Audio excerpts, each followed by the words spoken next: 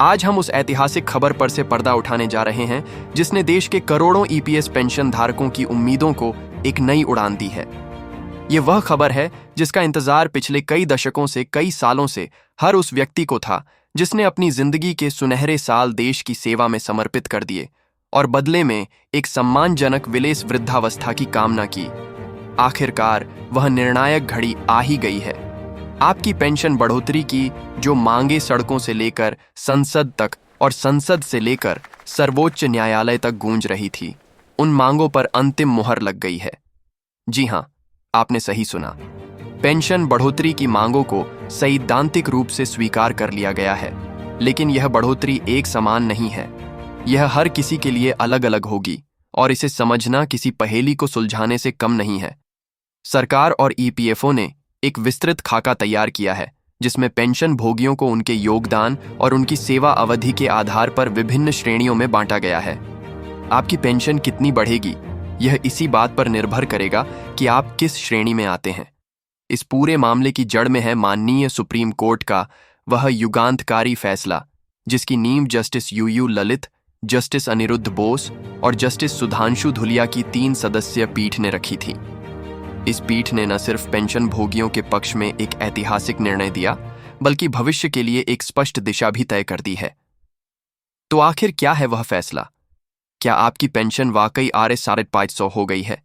और वह कौन सी श्रेणियां हैं जिनके आधार पर आपकी नई पेंशन की गणना की जाएगी? इन सभी सवालों के जवाब आपको इसी विश्लेषण में मिलेंगे। इसलिए हम आपसे विनम्र निवेदन करते हैं कि इस जानकारी को अंत तक ध्यान से सुनें और समझें, क्योंकि यह आपके आर्थिक भविष्य से जुड़ा एक महत्वपूर्ण दस्तावेज है।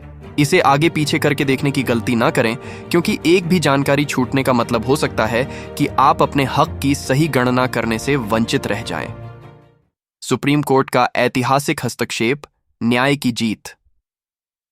आइए सबसे पहले उस कानूनी लड़ाई की गहराइयों को समझते हैं जिसने इस बड़े बदलाव की नींव रखी। ये कोई एक दिन की कहानी नहीं है, बल्कि सालों के संघर्ष, याचिकाओं और अदालती बहसों का नतीजा है। सब कुछ तब शुरू हुआ जब 4 नवंबर 2022 को सुप्रीम कोर्ट ने पेंशन भोगियों के पक्ष में एक बड़ा फैसला सुनाया।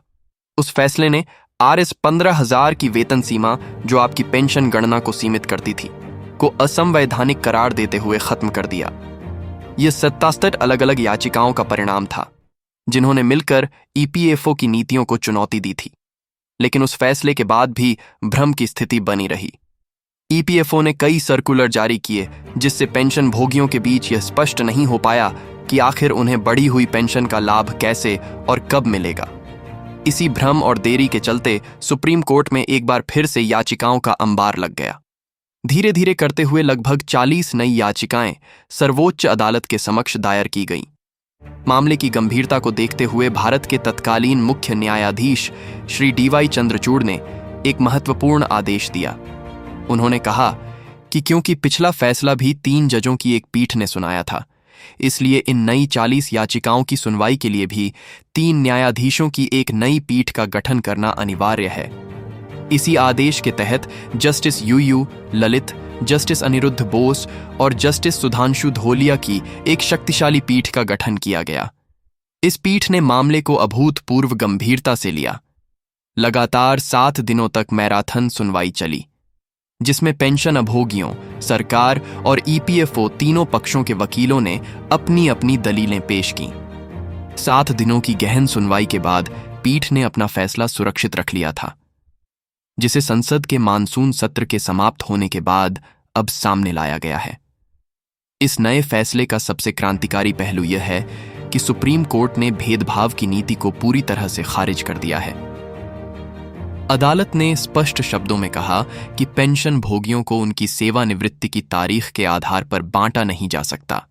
कोई कर्मचारी साल 2004 से पहले रिटायर हुआ हो या 2014 के बाद, इससे कोई फर्क नहीं पड़ता। अदालत ने कहा कि सेवानिवृत्ति की तारीख के आधार पर पेंशन लाभों में भेदभाव करना समानता के अधिकार का उल्लंघन है। इस भेदभावपूर्ण नीति को सुप्रीम कोर्ट ने सिरे से नकार दिया है। सर्वोच्च अदालत ने सरकार और कर्मचारी भविष्य निधि संगठन ईपीएफओ को एक कड़ी हिदायत दी है और एक नोटिस भी जारी किया है जिसमें कहा गया है कि सभी पेंशन भोगियों को जल्द से जल्द एक समान और सम्मानजनक पेंशन देने का प्रावधान किया जाए। हालांकि सरकार इस नोटिस पर कब तक कार्रवाई करेगी और नई व्यवस्था कब से पूरी तरह लागू होगी, इसकी कोई निश्चित समय सीमा अभी तक सामने नहीं आई है। लेकिन एक बात तय है कि सुप्रीम कोर्ट ने करोड़ों पेंशन भोगियों के पक्ष में एक मजबूत और स्पष्ट जनादेश दे दिया है। आपकी नई पेंशन का खाका, किसे कितनी मिलेगी पेंशन? अब आते हैं उस सबसे बड़े सवाल पर जिसका जवाब हर पेंशन भोगी जानना चाहता है। आखिर मेरी जेब में, मेरे बैंक खाते में कितनी पेंशन आएगी? जैसा कि हमने बताया, आपकी पेंशन को आपके योगदान के वर्षों के आधार पर अलग अलग श्रेणियों में विभाजित किया गया है। तो चलिए बिना किसी देरी के हम एक एक करके इन श्रेणियों को समझते हैं। पहली श्रेणी 10 वर्ष या उससे कम की सेवा। सबसे पहले बात करते हैं उन पेंशन भोगियों की जिन्होंने कर्मचारी पेंशन योजना पेंटिसान के तहत 10 साल या उससे कुछ कम अवधि के लिए अपना योगदान दिया है। यह वह श्रेणी है जिसमें पेंशन भोगियों की संख्या काफी बड़ी है।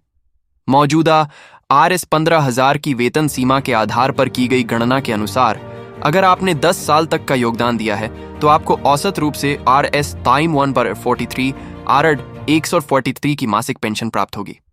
यह न्यूनतम पेंशन स्लैब है जो उन लोगों के लिए है जिनकी सेवा अवधि सबसे कम रही है। यह मौजूदा व्यवस्था में एक मामूली लेकिन महत्वपूर्ण सुधार है। दूसरी श्रेणी 15 से 25 वर्ष की सेवा।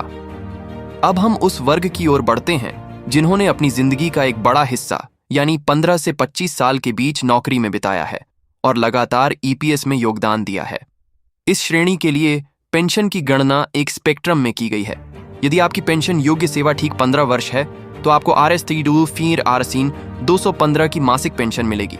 यदि आपने 20 वर्षों तक योगदान दिया है तो आपकी पेंशन बढ़कर RS फी सीफिन चोर R6 चोर हो जाएगी, और अगर आपने 25 वर्षों की लंबी सेवा पूरी की है तो आपकी मासिक पेंशन RS 786 R एस 576 होगी।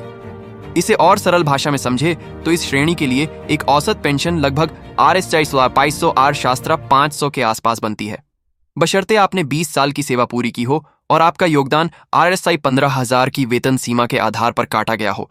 यह उन लाखों पेंशन भोगियों के लिए एक बड़ी राहत है जो अभी बहुत कम पेंशन पर गुजारा कर रहे हैं। तीसरी श्रेणी 30 से 35 वर्ष की लंबी सेवा और 700 का सपना। अब बात करते हैं उस मांग की जो EPS 95 आंदोलन का मुख्य नारा रही है। RC 500 R साल 500 प्लस महंगाई भत्ता DA। क्या यह मांग पूरी हुई है? इसका जवाब है हाँ, यह मांग पूरी हुई है, लेकिन यह लाभ सार्वभौमिक नहीं है। यह लाभ उन समर्पित कर्मचारियों के लिए आरक्षित किया गया है जिन्होंने अपने जीवन के 3 दशक से भी अधिक समय तक सेवा की है। जिन पेंशन भोगियों ने 30 वर्षों तक लगातार योगदान दिया है उनकी पेंशन को बढ़ाकर लगभग R00 के करीब कर दिया गया है, और वह पेंशन भोगी जिन्होंने 35 साल या उससे अधिक की मैराथन सेवा पूरी की है वे ही उस प्रतिष्ठित आंकड़े को छू पाएंगे। जी हां, 35 साल की सेवा पूरी करने वाले पेंशन भोगियों को RC 500 और 4,500 की मूल पेंशन के साथ उस पर लागू महंगाई भत्ता भी प्रदान किया जाएगा। तो यह स्पष्ट है कि RC 500 प्लस DA का लाभ हर किसी को नहीं मिलेगा। यह एक पुरस्कार है, एक सम्मान है उन लोगों के लिए जिन्होंने अपनी पूरी कामकाजी जिंदगी एक ही व्यवस्था के तहत योगदान करते हुए बिताई है। सरकार और EPFO के सर्कुलर में इस बात को साफ तौर पर रेखांकित किया गया है। चौथी और अंतिम श्रेणी हायर पेंशन का विकल्प चुनने वालों के लिए 52, और अंत में हम उस श्रेणी की बात करते हैं जो पेंशन प्रणाली में एक वास्तविक क्रांति लाने वाली है। यह उन दूरदर्शी कर्मचारियों के लिए है जिन्होंने समय रहते हायर पेंशन यानी अपनी वास्तविक पूरी तनख्वाह पर पेंशन योगदान देने के विकल्प को चुना था। यदि आपने यह विकल्प चुना था तो आपके लिए पेंशन की गणना का तरीका पूरी तरह से बदल जाएगा और यह आपको पुरानी पेंशन योजना OPS के करीब ले आएगा। इस श्रेणी में आपकी पेंशन RS 15,000 की किसी सीमा से बंधी नहीं होगी, बल्कि इसकी गणना आपकी अंतिम आहरित वेतन लास्ट ड्रॉन सैलरी के आधार पर की जाएगी। सीधा सा फार्मूला है, आपकी अंतिम सैलरी का लगभग आधा हिस्सा आपकी पेंशन होगी। आइए इसे कुछ उदाहरणों से समझते हैं। मान लीजिए सेवानिवृत्ति के समय आपका मासिक वेतन RS 25,000 RS 25,000 था। इस नई व्यवस्था के तहत आपको RS 12,000 12,500 की मासिक पेंशन मिलेगी। अगर आपका अंतिम वेतन RS70RS RS70 प्रतिमाह था तो आपकी पेंशन सीधे RS25,000RS RS22,000 प्रतिमाह होगी। और अगर आप एक उच्च वेतन भोगी कर्मचारी थे और आपका अंतिम वेतन RS25,000 RS 65,000 प्रतिमाह था तो आपको 37,000 RSR 37,500 की एक बहुत ही सम्मानजनक मासिक पेंशन प्रदान की जाएगी। ये एक गेम चेंजर। ये उन लोगों को पुरस्कृत करता है जिन्होंने उच्च योगदान का जोखिम उठाया और अब उन्हें उसका फल एक सुरक्षित और सम्मानजनक वेलस के रूप में मिलेगा। आगे का रास्ता इंतजार और उम्मीद। तो दोस्तों, यह है वह विस्तृत खाका जिसके आधार पर आपकी नई पेंशन तय की जाएगी। सुप्रीम कोर्ट का आदेश आ चुका है, पेंशन की श्रेणियों का निर्धारण हो चुका है, लेकिन सबसे बड़ा सवाल अब भी वही है, यह लागू कब से होगा? यह 4 श्रेणियों वाली पेंशन व्यवस्था आपके बैंक खातों में कब से दिखनी शुरू होगी?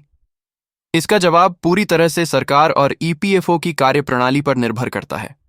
सुप्रीम कोर्ट ने अपनी ओर से रास्ता साफ कर दिया है, लेकिन अब गेंद सरकार के पाले में है। उन्हें एक आधिकारिक और विस्तृत सर्कुलर जारी करना होगा जिसमें इन सभी नियमों और गणनाओं को स्पष्ट रूप से बताया जाएगा और एक निश्चित तारीख की घोषणा की जाएगी जब से यह नई पेंशन प्रणाली प्रभावी होगी।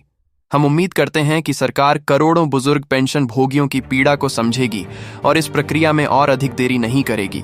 जैसे ही इस विषय पर सरकार या EPFO की तरफ से कोई भी आधिकारिक घोषणा होती है, कोई भी नया सर्कुलर जारी किया जाता है या कोई भी बड़ी खबर सामने आती है, हम आपको इसी चैनल के माध्यम से सबसे पहले और सबसे सटीक जानकारी देने का वादा करते हैं। इसलिए आपसे एक बार फिर निवेदन है कि आप हमारे साथ जुड़े रहें।